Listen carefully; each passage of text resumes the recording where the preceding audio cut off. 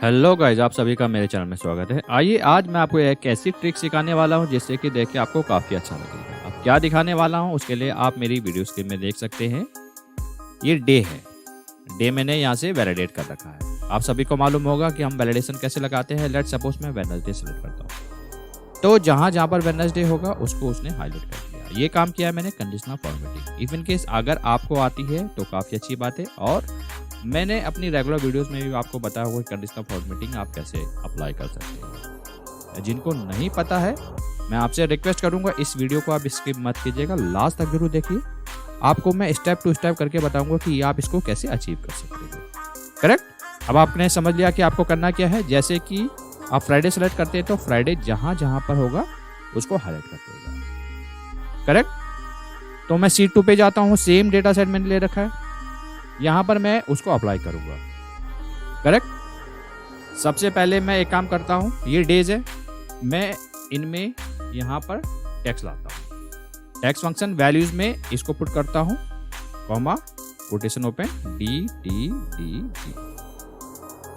ये आपने किया, ये क्या आ गया ट्यूसडे। चलो ये काम तो हो गया। आप नीचे तक देख सकते हैं 1 से लेकर 31 तक मेरे पास डेट है।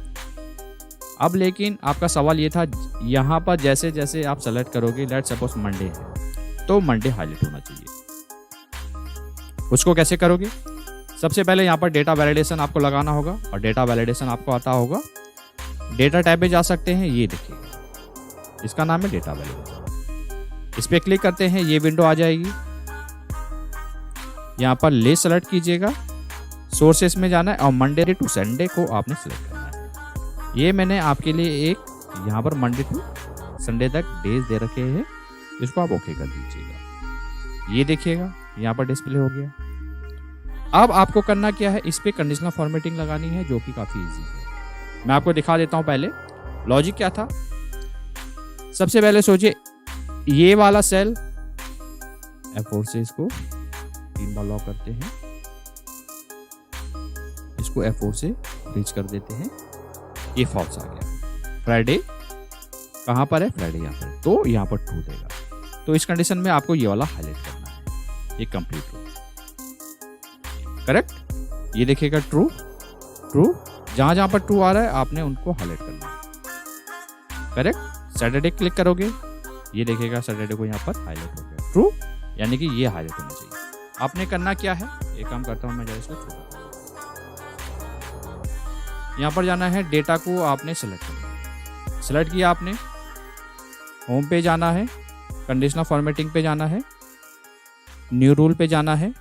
न्यू रूल पे जैसे ही आप जाते हैं, एक काम करता हूँ मैं, यहाँ पर आपने करना है use a formula to return. यहाँ पर आपने लगना है जो आपने एक्सेल में लिखा था, TEXT ब्रैकेट ओपन। इस सेल को सेलेक्ट कीजिएगा, मेक श्योर कीजिएगा $1 आप यहां से हटा दें, स्टार्टिंग में रहने दीजिएगा। हो गया। फॉर्मेट कैसे देना आपको, डी डी डी डी। ये देखिएगा, ये फॉर्मेट दिया आपने, ये काम आपका हो गया। इजिकल टू B2, इसमें $साइन रहने दीजिए आप दोनों तरफ। फॉर्मेट पे जाइए, इसको आप येलो सेलेक्ट कीजिएगा। अगर आप फॉन्ट बोल्ड करना चाहते हैं तो बोल्ड भी कर सकते हैं, इटैलिक भी कर सकते हैं। करेक्ट। उसके बाद आपने ओके करना है, ओके करना है। ये देखिए आपने सैटरडे सेलेक्ट किया, लेट्स सपोज ट्यूसडे सेलेक्ट करते हैं, ट्यूसडे में ट्रू आया तो ट्रू को उसने हाईलाइट कर दिया।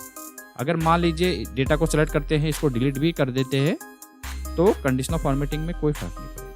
ये आपने सीख लिया, अपने अकॉर्डिंग आप यहाँ पर सेलेक्ट भी कर सकते हैं। लेट्स सपोज थर्सडे सेलेक्ट करते हैं तो थर्सडे जहाँ पर डे आया उसने उसको हाईलाइट करके दे दिया।